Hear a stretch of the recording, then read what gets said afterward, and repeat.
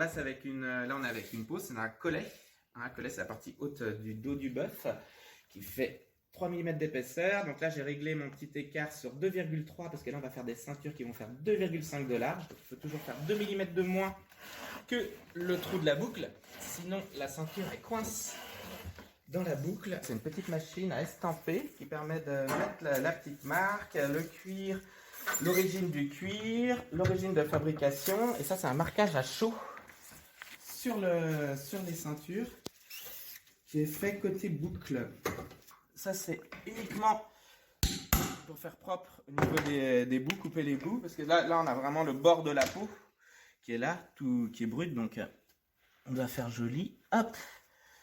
Ce sera recoupé après quand on mettra les ceintures à la taille des clients. Mais au moins faire propre au départ. Voilà.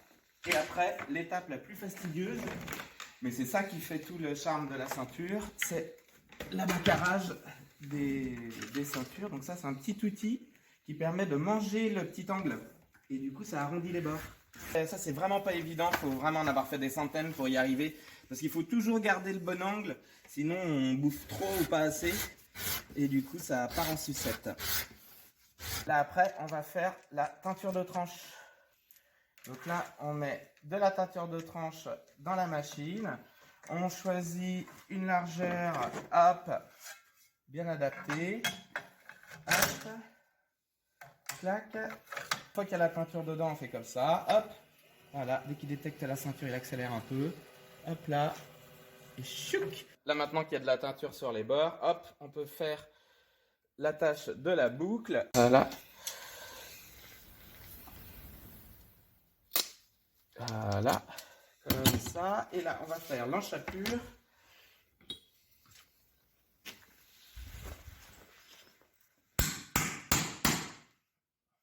Hop là. Et maintenant, on va mettre des petites pressions.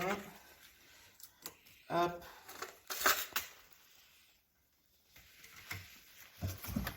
Comme ça. Voilà, on vérifie bien que tout est bon. Nickel. Hop. Et là, on fait les petits passants. Et après, on est tout bon.